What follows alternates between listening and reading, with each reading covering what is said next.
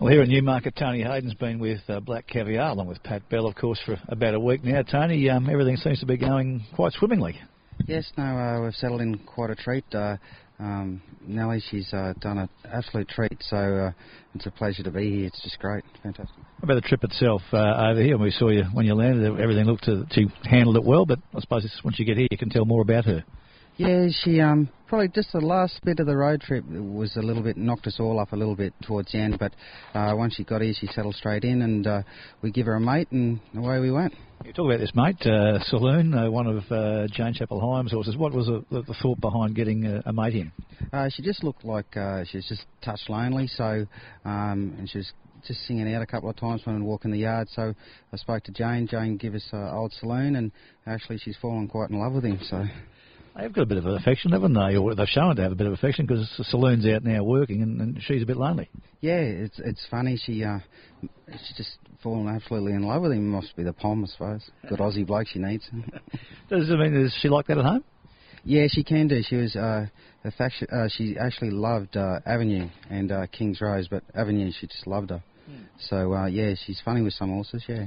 As you look at her now, she's finished a morning sort of hit out and she's got the Equisarger on. It's a big process for you and Pat every day here with her. Yeah, especially for me and Nellie, because everything's so new to the pair of us, and Pat's sort of showing us the way through.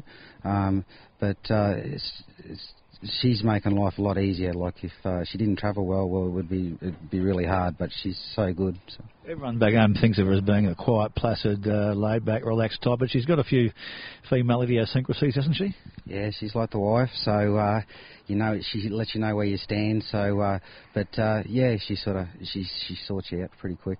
So how do you have to manage that? I mean, you know her as well as anyone. You spent more time than Peter Moody with the horse. So, what little tricks are there? Oh, she loves the carrots and loves to be whistled at. So, but yeah, no, she's pretty good. But she soon lets me know when she's had enough of me. So, well, she's here to race, obviously, and that's her job, and she's a champion racehorse. In the week that you've been here, what have you actually done with her physically? First few days we just walked her and let her settle in and have a good look at everything. She's been swimming of an afternoon. And she's just settled right into stride. The last few mornings she's had the saddle on. We went over and had a look at the other track there this morning across the road, and she quite loved that. So she's making life quite easy for me. She's just settled right in. So when the boss gets here, he should be able to do what he wants. We saw her this morning on the Albahathry track, which is a lovely artificial surface to gallop on, but she just hacked up the straight there just to keep a level of fitness up. Yeah, just enough to stretch her legs, so I should have her looking nice and pretty for the boss. So. Yeah, Kate, I mean, are you happy with how she's over here? And I mean, sort of similar conditions to what she had back in Melbourne, weather-wise, in terms of cold and miserable at times? I think it's actually worked in our favour. I think if we had gone somewhere like Singapore or somewhere similar to that, I think we actually would have struggled a little bit. But because the English summer's like our winter, it's actually helped us settle right in, feel at home. What about using the swimming pool? I think there's only one swimming pool here in Newmarket, Clive Britton's. I mean, how important was it to get access to that? Yeah, well, to Pete, like it's in Pete's training of horses, it's a great thing. Like he uses the pool at home quite a fair bit. So, and it was just also getting her back to like being normal, like being at home. So it's a good walk, and she's good scenery, and a few of the boys over there quite like her. So yeah, no, she's going great over there. It's a bit different sort of pool to what she'd be used to back home at Caulfield, though. Yeah, it's a touch tighter, so we just have to slow her down a little bit because she can really hook along in the pool. She gets a bit of a bow wave happening, so we just have to slow her down a little bit and just take our time. So we're just going gently at this stage. So. And she'll do that every afternoon while she's here? Yes, every afternoon, and we're doing 2 laps at the moment, and we'll probably build up to 4 laps.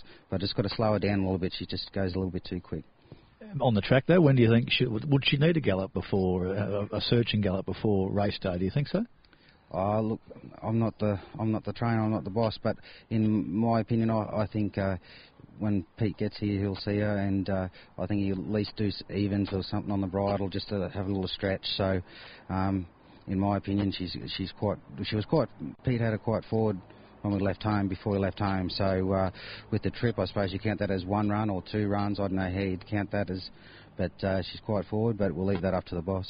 All Well, the weather forecast for Royal Ascot's pretty ordinary, and the prospect is she'll get on to pretty much affected ground the fifth day of a meeting. I think you're pretty confident she'll handle it, no matter what the conditions are. Yeah, I think it doesn't really matter to her. As long as she begins well, I can't see a drama. I think if it is a bit soft of such, I think she'll probably enjoy that more. Well, it's a bit scary, isn't it? I think you trialled her one day on wet ground and she went okay.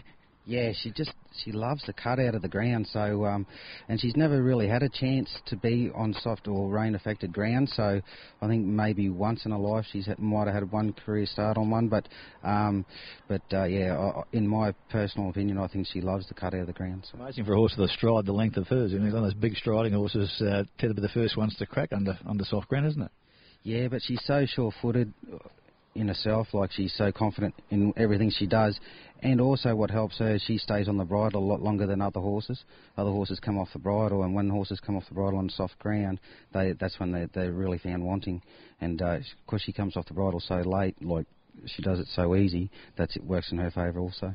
And have you found the Black Caviar experience in England? I mean, are the people starting to know that she's here now, and they're starting to knock on doors and say, we want to see her and all that sort of stuff?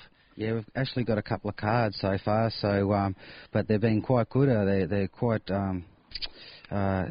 willing to have her nearly as theirs. So, they love her actually. So it's quite good. You're going to have some security though for the rest of the trip now, just as you get a bit closer to a bit more focus on her.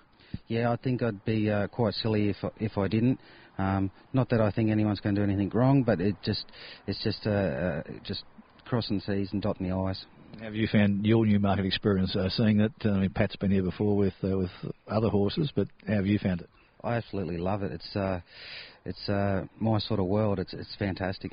Absolutely great. It's nice and quiet and laid back and relaxed, and the horse comes first. Is that what you mean? Yeah, it's just horses everywhere. Horses walking up and down the street. You go down the street and there's horses still working.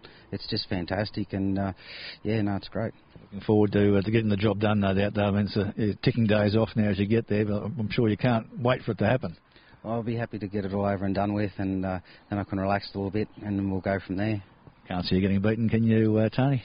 Touch wood? No, touch wood. No, I don't think so.